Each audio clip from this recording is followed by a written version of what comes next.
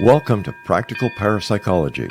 Join your PhD host Drs. Brian Laythe and Cindy Little as they arm you with the latest scientific research and know-how on ghostly phenomena.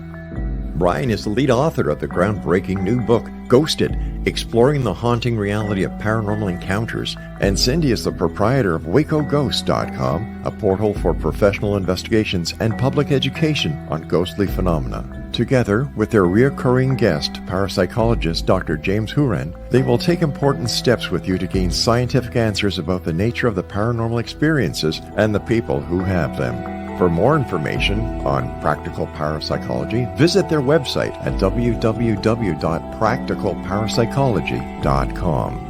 Practical Parapsychology. The class is now in session.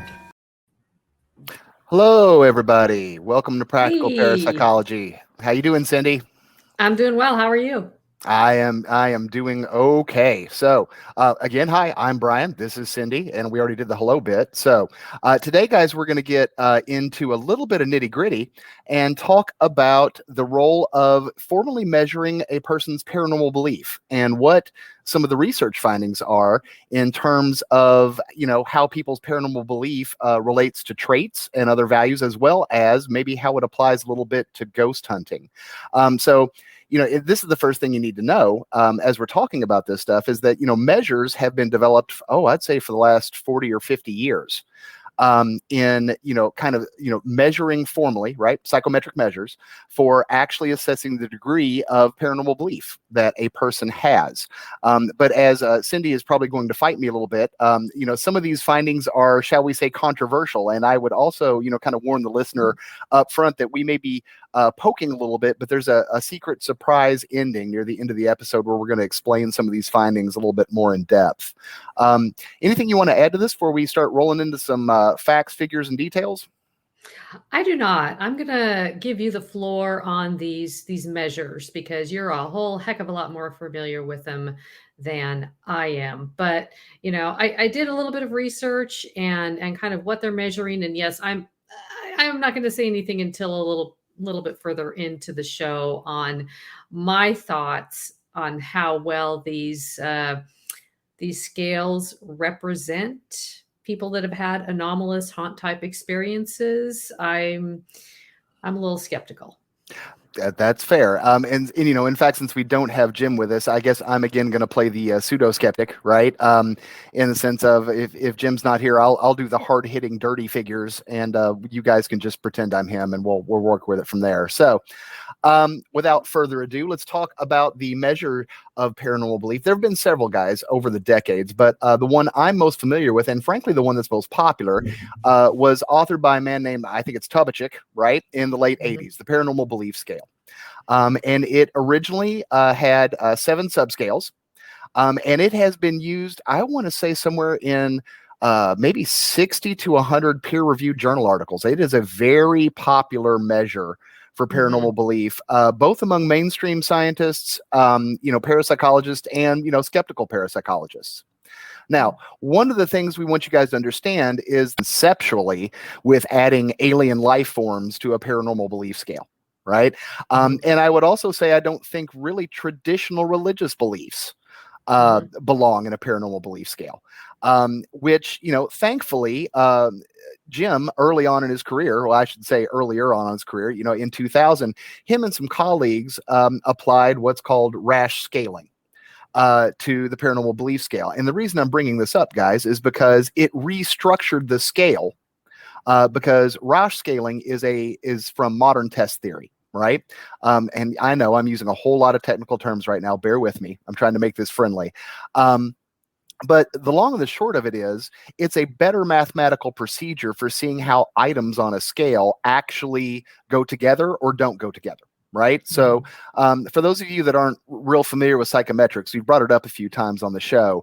There is a very, very intense mathematical process and a procedure for creating a standardized scale. That's what makes scales that psychologists and researchers use different from what you're going to see on Facebook or from a polling center or things along those lines. Jim's restructuring of paranormal belief led to 2 very, very, very reliable factors right? Two components to paranormal belief. And the first one is traditional religious beliefs, right? So even though I don't necessarily agree with, a person's religious belief being inside a paranormal belief measure, one of the things that they found was there is this substructure in that particular measure where you're just getting things like, I believe in God, black magic is real. There is a devil. And let me map this out, because once you reframe paranormal belief into this sort of construct, right, of traditional religious beliefs or traditional paranormal beliefs, what you're really saying is this is a person, someone that would score highly on this subscale of traditional religious beliefs, right? Traditional paranormal beliefs. They're going to frame paranormal events in what we might think of as a traditional Christian or, Catholic/Protestant religious framework, right? So people that score high on, traditional paranormal beliefs are going to see objects moving or scratches in the framework of, what we've seen in horror movies or what you might hear in a Baptist church, right? There are demons, there's the devil, there's God, there's angels, and that's it. Right. So if there's magic going on or there's weird supernatural forces doing odd things that you've witnessed, people higher in this subscale tend to associate that with the workings of the Dark Lord. The dark. So, right. And then we have the other factor, right? So that's, traditional paranormal beliefs. And then we have this other factor, which is New Age beliefs, right? Which is not necessarily, I would say, the best title. But really what they're saying is these are people who just actually believe in paranormal phenomena occurring, right? So, astrology is real. Objects can move on their own. So these are people that would embrace more sort of, and again, I don't like the label, but it's not that it's a bad fit necessarily, more New Age beliefs in terms of what humans can experience in the realm of the paranormal, right? So we end up, if we're going to use the best form of paranormal belief, we're going to use the best psychologically and scientifically divided method for separating these two, we end up with people who will frame paranormal events in a very traditional Christian religious context, traditional paranormal belief, and then New Age belief, people who are just open or endorse the possibility that strange phenomena can occur, and sort of embrace that possibility, right? That's how the modern divide of paranormal belief is actually done now in most research studies at this point. I think the Roche version actually has taken over from the traditional version in most cases. Anything you want to add to that, Cindy? Well, I mean, just listening to you, it just makes me think that really kind of what we're seeing here is you have two groups of people that have taken these tests, and they are interpreting anomalous activity as either, for lack of a better comparison, religious or spiritual / new age. And so it's they're still looking at these things through a cultural lens, which makes me wonder. I'm not familiar with these measures, but it makes me wonder how the questions were structured. I mean, did the creators of these measures kind of put people in a position of, exposing, for lack of a better word, exposing their beliefs? And if so, is that what they were looking for? Because to me, it's kind of like, I don't know, you're pigeonholing inadvertently or purposefully someone into a traditional religious interpretation of anomalous events or a spiritual interpretation of anomalous events. Well, I hear your point, and I think to it, of course, there can always be additional aspects to a scale that could be measured. There's always caveats and nuances, right? A scale is only good as the items that you create to measure it. Yeah. And I will say, a lot of the research done on this scale originally was just from standard psychology 101 18-year-olds. Right. Which, for those of you that don't know, a lot of research data is collected from college students, right? Very often in their freshman and sophomore years. And one of the initial concerns I had with this scale was, okay, they're expressing these beliefs, but how many of these people actually have had experiences that guide or Yeah. shape their beliefs, as opposed to just being people raised with a belief system, right? Mm-hmm. Without the experience and projecting it. And of course, when you look at those papers, you don't necessarily see that distinction. And again, I'm not criticizing any of the researchers for obviously using participants in a college classroom. People do it all the time. But it does have sometimes some weaknesses in terms of generalizing. In other words, taking those findings and truly applying them to the real world, because obviously the whole world is not 18 to 21, predominantly middle class, predominantly Caucasian students. Right. Diversity, there's diversity issues there. There can be age issues there. But by the way, that's not a criticism of parapsychology. That can be a general criticism of science. Right. All of the mainstream fields very often will take data just from college students. And notably, they're not necessarily a representative group of people, right, across the entire world, or let alone the United States or Canada. Right.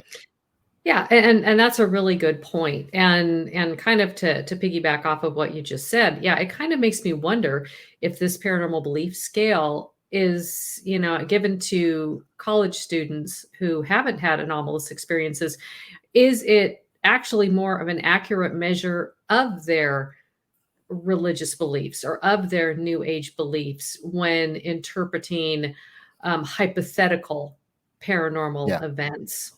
And I think that hypothetical is an important point, but again, let's drive this home. It is a paranormal, quote unquote, belief measure. So it is assessing what it's supposed to assess, right? Mm-hmm. But again, right, notice that our beliefs are very, very different, right? One of these dichotomies we're always going to come back to in this show is belief is different than the evidence that you've collected.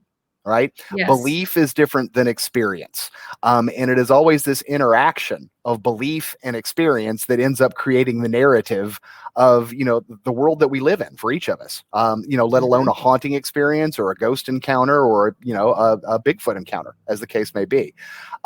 So our, first part here is introducing you guys to this kind of 2-component model of paranormal belief. We are going to backtrack on it in a second as we talk about some associated findings. But you're going to find near the end of the episode that kind of making this distinction between traditional paranormal beliefs versus new age belief is really relevant in terms of what happens in the haunting field. And with that, we're at time for our break. So we'll be right back with Practical Parapsychology. Welcome back, everybody. Okay, so we are discussing paranormal belief and its substructures of traditional paranormal belief and new age belief. And this is where things start to get a little iffy. So here we go. We're about to offend everybody on the show. Here we go. Paranormal, right? So, all right, guys. There are researchers that have made a career of really looking at various traits, but also more importantly, mental health that is associated with paranormal belief. And so I'm going to do a little introduction here, and I want to make a caveat before I go into this and say, look, here's the deal. These are people that have done a lot of good science. And at the end of the day, some of what you're going to hear you may not like, but whether we are believers or skeptics, good research data is good research data. We are stuck with the findings, right? Mm-hmm. Now, what do the findings mean? Right? Mm-hmm. That's where, interpretation is not only important to go through, right? To really look at, what's going on. But we also have to remember that different psychologists and different researchers are going to have different biases about what relationships mean. And this is some real inside baseball with science. But by the way, this is true with any field that you look into, whether it's, biology, whether you're looking at pharmaceutical companies and medicine. It's the same thing with psychology and parapsychology. The relationships, if you've done the good science right, if you've done science right, then, the relationships and the predictions you've made are real relationships and real predictions.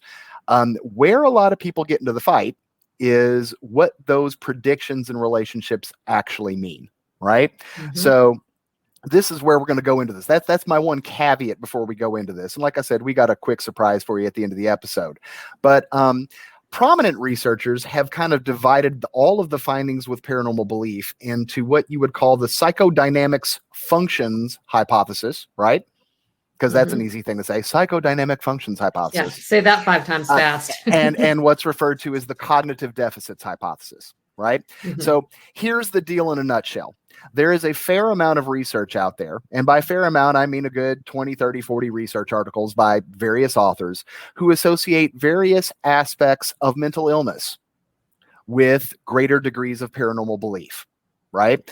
Now, I'm going to go into that in a second, but I also want to make the caveat and say most of those studies did not use the new version of the scale that Jim and I and Cindy use. Right. So in other words, they did not use the Roche scaled version of paranormal belief. They use the old one with 7 subsets, right, to use a total scale in most cases. And there's a difference, right? If you cut up a scale and make it different, findings tend to become different.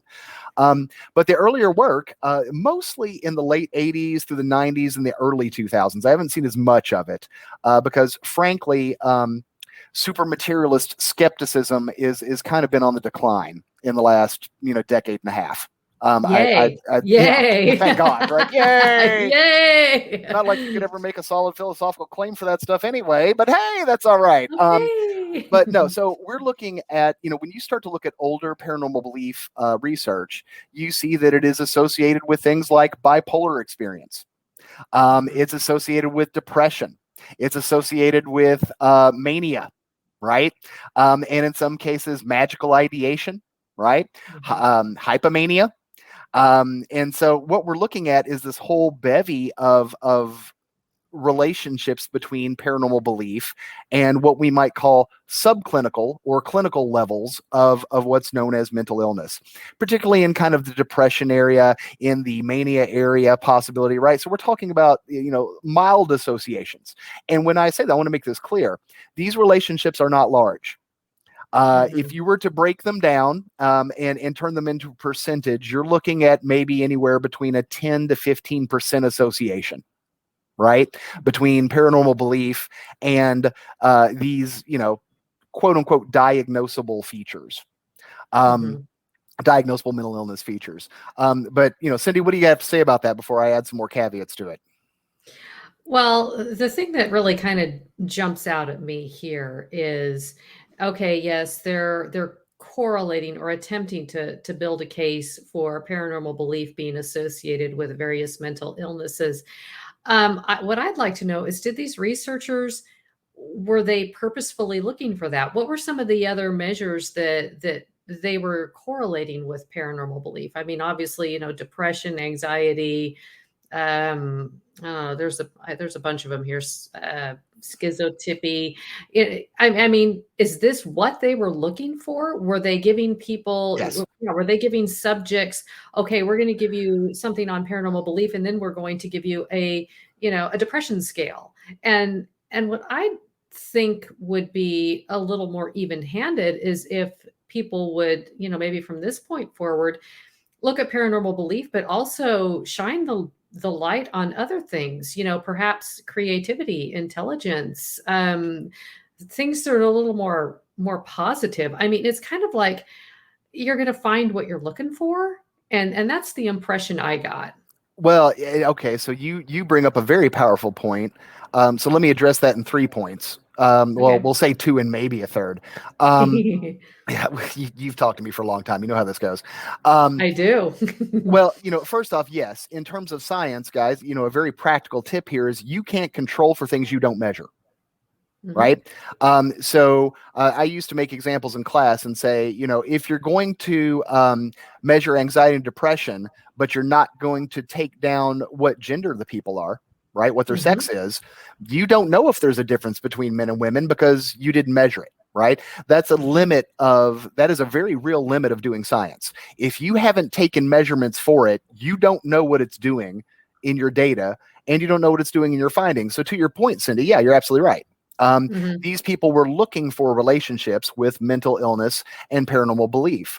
But I'm not saying they're wrong for doing it, right? I mean, we have to look in all directions. I want to kind of support the research in general, but I will say to your point that, these were individuals that when you read the literature honestly and openly, very much have kind of a presupposition that anyone believing in paranormal belief having paranormal belief must not be an okay individual, right? That there must be like, oh my goodness, they still believe in these antiquated blah, blah, blah, blah, blah, blah, blah. And, huge bias. Yes, Huge. it is. It's a huge research bias. Yes. And my personal response to that is, well, of course people can believe in that stuff, and they probably should, right? Mhm. To various degrees. So yes, there was very much in the 80s and 90s and early 2000s, very much kind of a mainstream materialist bias in, Mhm. trying to degrade, I guess what we might say, the reputation of paranormal believers. But I will also say I've run into many, many clients who do qualify for a mental Mhm. diagnosis, and they've had paranormal experience and they have paranormal belief. Mhm. If you want me to tell you with a straight face that there's not any kind of relationship between these phenomena and or mental illness and paranormal belief, I would say no, that's probably not the case. It is there. It's just not the end all be all. It's not 100% relationship. In fact, again, it's a 10 to 15% overlap. Not that Yeah. I'm claiming to be the most sane person in the world, but I would also make the very important note, that there is a difference between a formal diagnosis of a mental illness and Mhm. having what are called subclinical features, right? And that's very fancy speak for, look, you have a little bit of this tendency, but it is not enough for you to need a formal diagnosis or for you to need treatment or therapy. Right. A lot of people don't realize this, but being someone that regularly deals with clinical psychologists as part of my business, and the DSM-5, right, the Bible of diagnosis for mental illness, um, you have to meet a certain degree of criteria, guys, to qualify for a Mhm. mental illness. And there are, and there's not, and it's somewhere, maybe a clinician will back me up. There are very much, well, let me reframe because I just flubbed that whole thing. There's not a diagnosis in the DSM-5. There's not a diagnosis that a psychiatrist or a psychologist can give you that is not simply an extreme exaggeration of existing traits, thoughts, and behaviors that normal people have. All mental illness is an extreme, right? An extreme Mhm. exaggeration of things that everybody experiences, right? Mhm. Cindy, surely there was a time when you were delusional as a teenager because you just knew this boy liked you, right? Well, guess what? You were delusional. He didn't, right? Oh, no, Um, no, he did. He Oh, really okay. did. He He did. really Well, liked me yeah, that yes. much. So, Yeah, okay, he really okay. did. Yeah, yeah. Okay. Well, I'm more of a loser. There was certainly a time that I wanted to believe, right? And as a teenager, that some girl was into me, and she simply wasn't, right? Now, do we need to diagnose that teenager? No, that's normal. Everyone gets sad, right? Mhm. When you're grieving, you're gonna get real sad. And Mhm. if it persists long enough, it might be something called adjustment disorder. It's a temporary diagnosis that's not supposed to last longer than 6 months, and it just represents grieving, right? Mhm. Um, but again, just because we see these small relationships here, I want to make it clear, we're all human beings. Mhm. And whether we have and by the way, note that these studies don't talk about what the rate is between people who don't have paranormal belief, right? Yeah. Um, so, again, it is true, but we have to put it in context. That, of course, we're going to see some of the population that have paranormal experiences that have had a tough go of it, or maybe do qualify for depression or anxiety, or maybe have some mania. Okay. Mhm. Um, does that mean by definition that what they believe and what they've experienced is somehow invalid? That's the real secret of this, right? that's Mhm. that's the real that's the real heart of it, which is, no, there's no reason for us to claim that just because you have some sort of diagnosis on Mhm. whatever, right, in whatever area of the DSM-5, that not only your beliefs are invalid, but your experiences are invalid. We Mhm. wouldn't make that claim anywhere, would we? No, and I think that's a really good point, but there again, as I was thinking about this entire thing, I mean, you were talking about, yes, you have had encounters with people that have mental illness and paranormal belief, and I mean, okay, say you take your group of subjects there that you've observed this in. I don't think it's fair to generalize that to an entire population. And that's what really bothers me is, I read these articles and it's this generalization to this population that, okay, everybody that has paranormal beliefs, has some sort of mental illness. And that is a huge, unsubstantiated leap. Yes, it is. And that is the perfect statement for another break, and we'll be back in just a moment with practical parapsychology. Welcome back, everybody. So if we didn't do enough damage to believers' egos, and I'm one of them, so I guess we're doing damage to me too, we're going to add to that and talk about the second grouping of research with paranormal belief, referred to as the cognitive deficits hypothesis. Oh, this one really gets me. Yeah, I'm yep, yep. sorry. Well, Yeah. well, Cindy, how do you think we should interpret the term cognitive deficits hypothesis? What do you think that means? That means that only stupid people believe in paranormal phenomena. Yeah, in a nutshell, yeah. Yeah. Now, let me give you some good news, folks.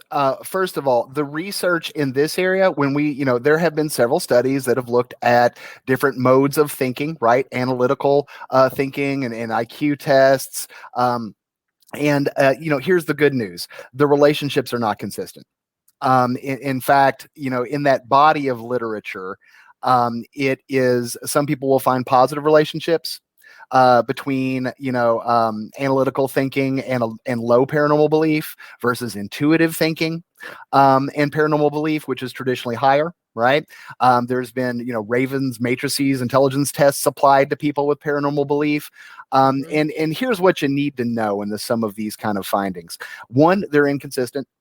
They don't get them consistently.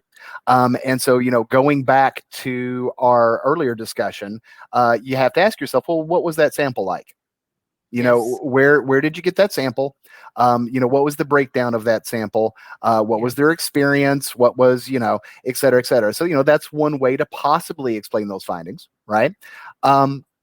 And two, the relationships again for the most part are not large. Again, we're looking at another 0.3 to 0.4 correlation on average. So roughly 10 to 16% accounted for. So even if it is a legitimate finding, it's certainly not a large one.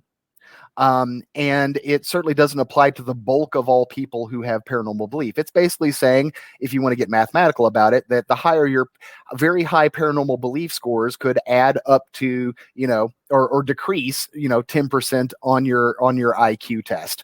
And I'm not even sure I'd stick with that officially as an explanation. Or you might say that if you wanted to buy the studies and assume they're constant, that being high in paranormal belief would increase your intuitive reasoning, right, versus your Mhm. analytical reasoning by about 10%.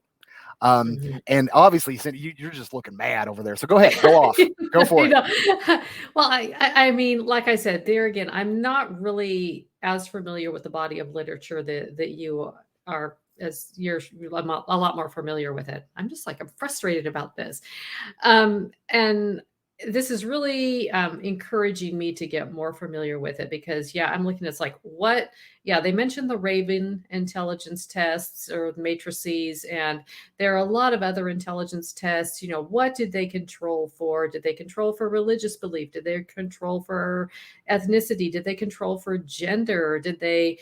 What did they use for their analytical thinking measures? Were they valid and reliable tests? There's so many things. And I mean, I really want to bring this up here at this point, and that is there's kind of a general belief out there that science is objective.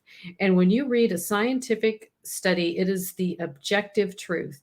And I have to tell you, that is not the case. I mean, we try to be as objective as possible, and the scientific method is very useful, but it has its limits. Scientists have their limits.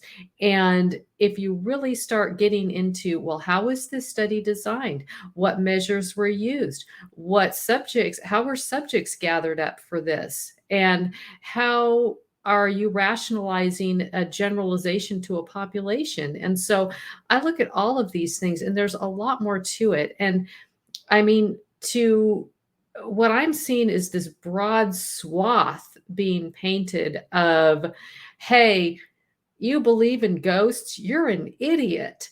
And it's like, to me, that's irresponsible. It I mean, it this is. really bothers Well, me. and let's talk about your feelings for a minute, Cindy. So others, no, well, no, let's get a little bit to the heart of this because if you heard me earlier, and I understand if you didn't, one of the more common measures that are used is intuitive versus rational thinking styles. right? Mhm. And I want to break this down a little bit. Oh no, people with high paranormal belief use more of an intuitive, right? Intuitive thinking Mhm. style. Well, why is that a bad thing exactly? Exactly. It's You know, not a bad thing. that's my point in that you're right. The way that the data is interpreted, but I want to keep coming back because I don't want the listeners to go like, oh, well, we should throw out that data because it doesn't say what, No, no. it's not the findings, guys. It's how it's interpreted. And sometimes Yes. how it is not used in a fair and objective way. Mhm. And I want to make it clear if you think you're only going to find that sort of bias in parapsychology, oh, I encourage you uh, to go on I laugh. Google Scholar right now and start looking up papers, and you will find all sorts of unjustified assumptions that are Mhm. being made before the analysis is even being done. You're right, Cindy, because in today's world, science has gotten much more funded, Mhm. both from large private industry and government. And Mhm. unfortunately, that means they get asked to make these broad generalizing statements, right? For the listenership, guys, and hopefully you don't find this boring, but it's worth you knowing, I believe. The average research paper takes, if it's just like me and you, Cindy, we might spend 6 to 12 months doing one paper, Yeah. Yeah. right? And one paper will have somewhere between 40 and 65 other papers that it's referencing, Yes. right? And Yes. then, it's anywhere from 18 to 30 pages single spaced, right? Mhm. With all these references, with all the Mhm. method and all of this Mhm. data and analysis. And now let's take that paper and turn it into a 25-second news clip, Yeah. Yeah, and you know? I'm so glad you said that. I'm so glad you said that. Yeah, Um, it's yeah, and then people will take that 25-second news clip and say, "Oh, scientists say, the research says," and then they see it as God's honest truth. And it's like, no, and I mean, your point is a really good one, and I really, really want to encourage all of our listeners out there. I mean, yeah, get on Google Scholar. Try to become a savvy consumer of research. And I mean, hey, I know reading some of these articles is about as exciting as watching paint dry, what are you talking but about? I know ours aren't. Ours are extremely No, exciting. no, they're Yeah. not dry. Mm-mm. But I mean, you're going to start seeing this structure of how they're built, with literature reviews and support from others' theories and and studies. You're going to see methods and just start familiarizing yourself with how science is done. And Yes, then, yes, and then from there, you can jump off and say, okay, well, this methods section, this is the recipe. This is the recipe they followed. And then just start asking questions, about, well, how did they find these people? Well, why did they give these particular measures? Why did they yeah, control for these variables? And that's as you're starting to get into those details, that's going to give you a clearer picture of what was studied, yes. as well as reveal the bias in the study. Well, and I'm gonna go on a small soapbox here and add to that, Cindy, in the sense of, guys, we're happy you're listening to us, but Yes. I do not have to be a conspiracy theorist to make a very simple claim and say when there's lots of money involved in research, you might Yes. want to be a little suspicious of those findings because the example I used to use is would a fast food restaurant chain pay $2 billion for a research study, looking into whether or not their food was healthy, right? And if Yeah. they do you really think those findings are going to show that the food's bad for you? Mhm. Who gets that Yeah. kind of money and is not tempted, right? That's just a human worry. So as government and large industry starts paying large amounts of money, right, for research, which turns into advertising and commercials and sometimes pharmaceutical commercials and everything else. um, Mhm. you might want to take the time for your own consumer wisdom and health, to start Mhm. educating yourself on the basic mathematics and the basic research that goes into the claims that you hear on the news or on commercials on a regular basis. Because we live in a world where there's a lot of money going around, and we all know that money can sometimes get people to say and do things that they probably shouldn't.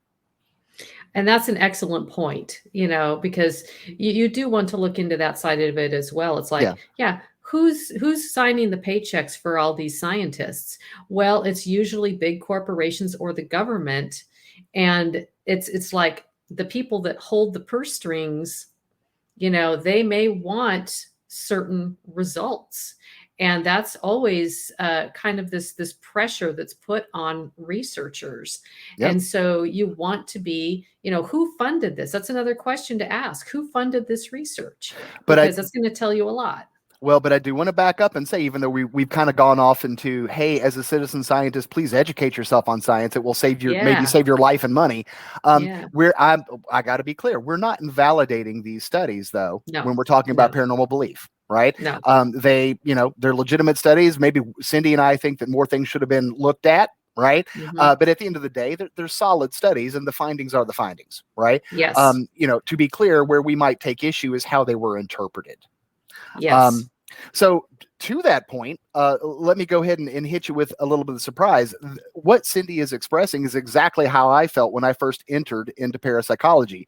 So one of my first studies was to actually run a replication of some of these studies with paranormal belief, and I looked at all sorts of different personality traits, and I looked at rational and analytical thinking, right? And I applied it directly to a sample of people who either had or had not actually had paranormal experience.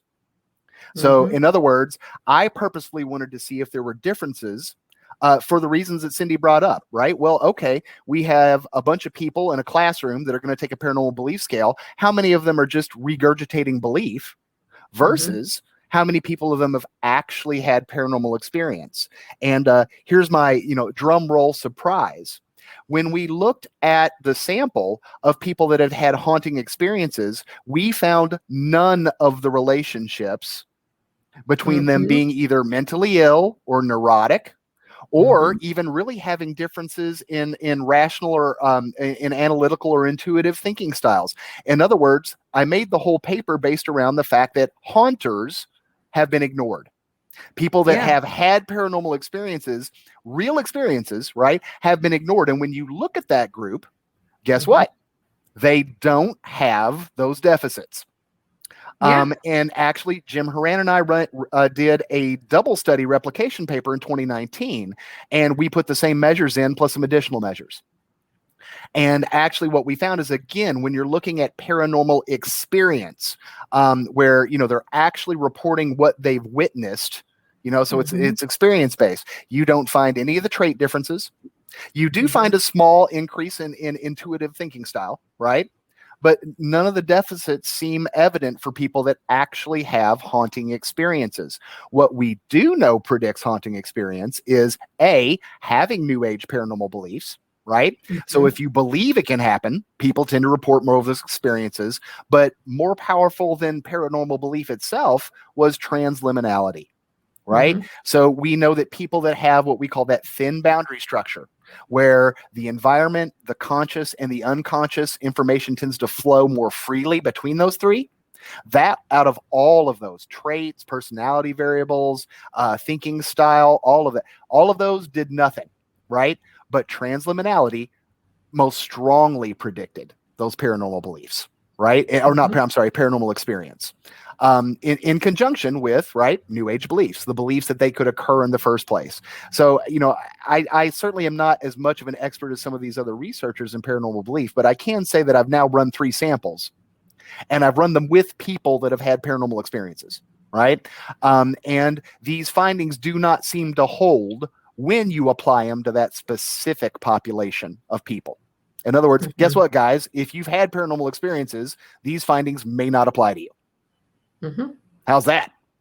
I like that. Yeah, I like more that excited, a lot. Cindy. Come on, give me some excitement. They're like, yeah, yeah, yay, yeah. Well, and I look at that too, and kind of going back to belief and experience. I think that you're studying a population of people here who, for lack of a better term, they've had their bell rung. I mean, they have had this extremely weird, anomalous experience. And of course, they're going to interpret it through their beliefs. And the Yep. experience, in turn, is going to influence their beliefs. So I'm not surprised by that. And I've been saying for a long time that people that have paranormal experiences, their brains are wired up for it. And that, to me, is the transliminality piece of it. Yep. The right person in the right environment. And it's time for Yes. another break, and we'll be back in just a minute with more practical parapsychology. Welcome back, everybody. Cindy, I have to say, and this is not a paid for plug, I kind of want to get some of that coffee, but that's just me. Yeah, I know. Maca root. It reminds me of Star Trek. They talked about maca root, So how about we make this a little? How about we move from the bad news and the spread? Let's make this practical for people that are out in the field, because one of the things we were discussing earlier, Cindy, is this kind of interaction between what we might call coolers versus non-coolers. Oh, right? yes. So, Yes. for those of you guys that are investigators out there, we're assuming you've run into occasionally a person that if you send them in, nothing ever happens. Yeah. And we have always, I've always called them coolers, right? That's my nickname for them, because if things get too hot and heavy and people start freaking out, you send, Tommy in and be like, yeah, I'll go in there, Tommy. And it just shuts down, right? It's like, oh, I didn't see anything, right? And do you have experience with that too, Cindy? Yes, I regularly investigate with a cooler. Yeah. Well, semi-regularly. He doesn't come on every investigation, but yeah. And I have some comments on that. Well, and so here's my next question, right? Because we've already been discussing this idea that paranormal belief predicts haunting experience. So, right, is there, what's the relationship here between being a cooler and being either a believer or a skeptic? Have you run into coolers that are believers and coolers that are skeptics? No. I've run into coolers that are believers. Okay. And you know what?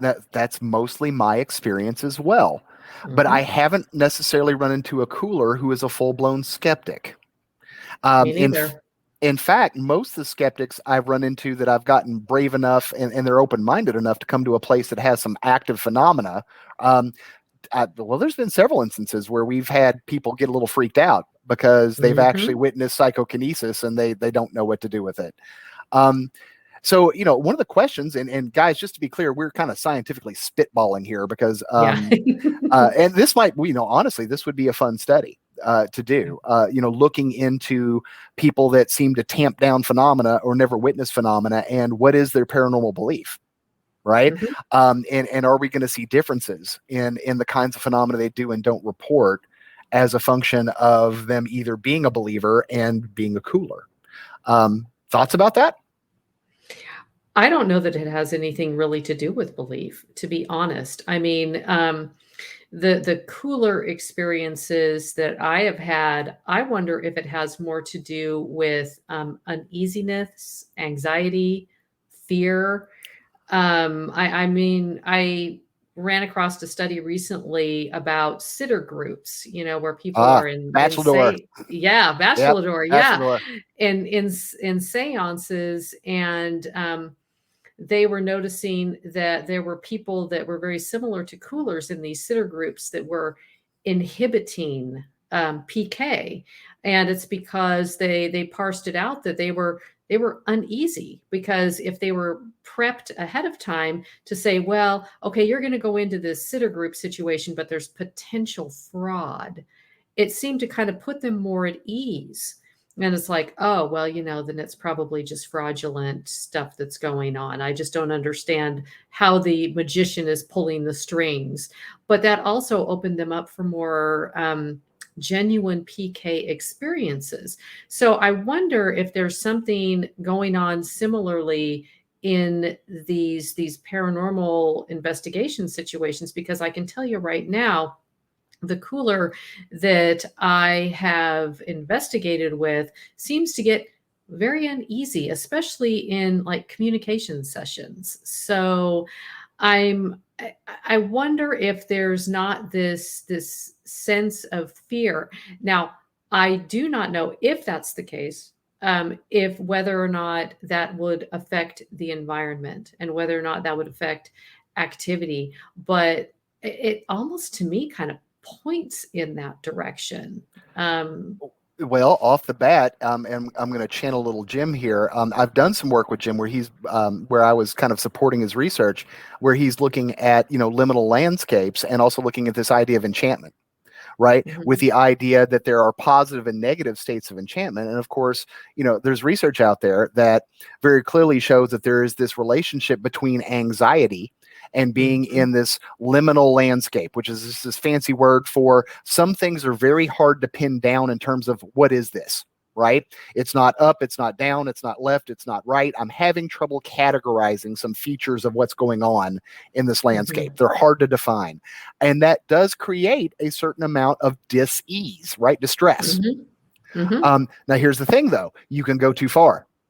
You can take it too high and people will freak out. You can take it, it can be, but if you ride that wave within a certain area, you eventually get to kind of this sort of mystical acceptance state where you have, to your point, opened up to the possibility of shall we say, spiritual or weird things occurring, right? You've gone with the flow, so to speak. Yeah.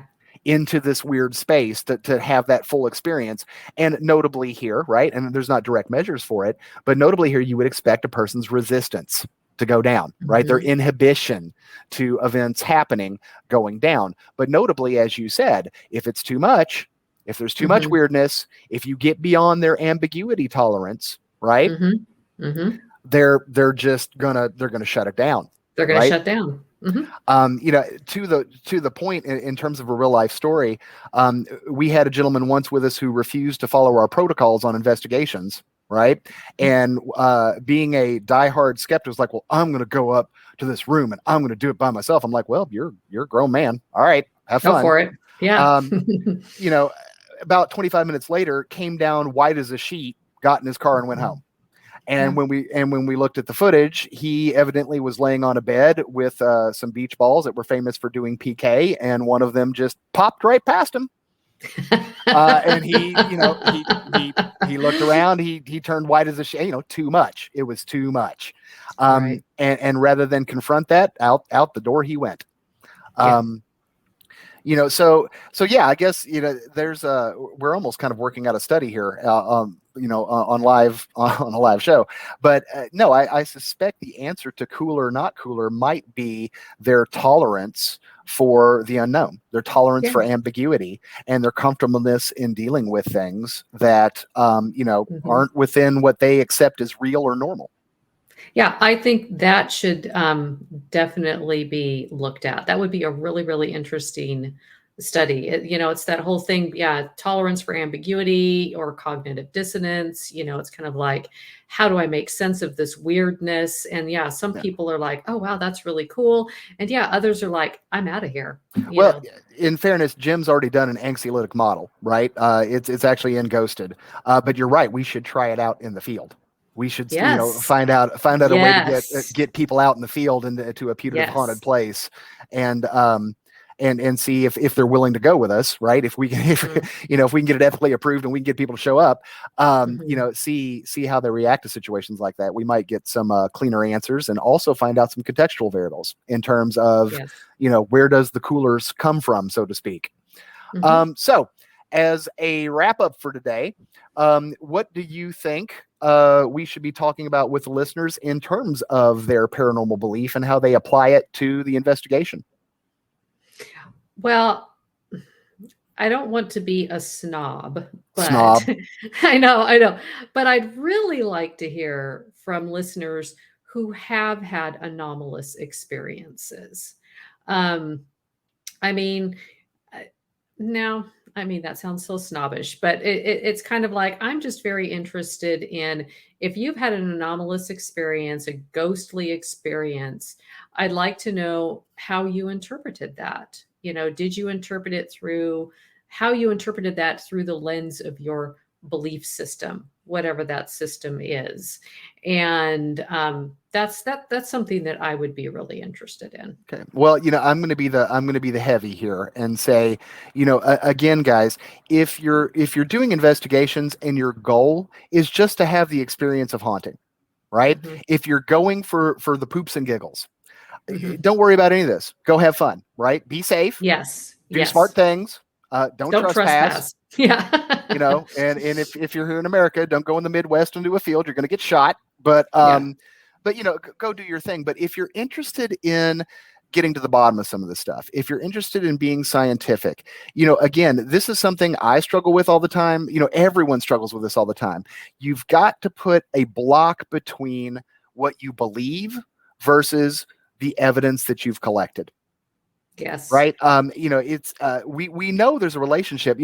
Surely having paranormal belief seems to facilitate paranormal experiences. And by the way, to be clear, we're not just talking about, oh, I feel a presence on the inside, but I can't prove it. There is a relationship between paranormal belief and external things happening. Yep. Video captured Yep. apparitions, objects moving, right? Cuts and scratches, people getting knocked down, right? And we can interpret that in various ways. But no, I want to make it clear, we're not just talking about, oh, well, I believe this, and on the inside, I had this experience. No, that relationship extends to objective paranormal events, right? Yes. So there's something going on there. But Yeah. again, I would encourage all of you, separate the data you're collecting, the evidence that you're collecting, from your interpretation of it. Because Mhm. unfortunately, right, and hopefully by now you all don't think I'm down on religious belief. I am certainly not, right? Mhm. But there's a lot of different people with a lot of different religious beliefs. Mhm. And so if we're doing, scientific evidence collection, then we have to be clear about what we actually witnessed and captured versus what we think it means, because those are very much two different things. And you would note Cindy and I just harped on a bunch of researchers for not doing that, right? Yeah. Take your theology and your belief system and and get that away from the data. Be honest in how you interpret the data, right? Well, we'd be Mhm. hypocrites if we didn't tell you to do the same, right? Mhm. And expect us to do the same as well.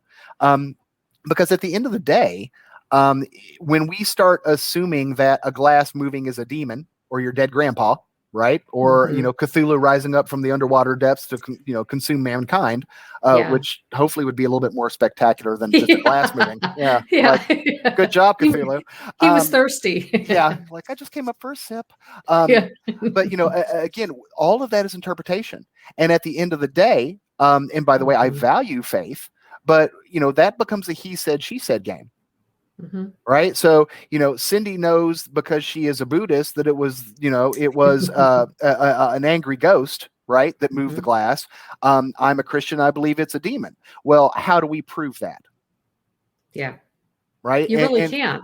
You Exactly, you can't. can't. And that doesn't make it wrong, but it does mean that it's not an area that science should be dabbling with, right? We don't mix our sports. You don't mix baseball with football, right?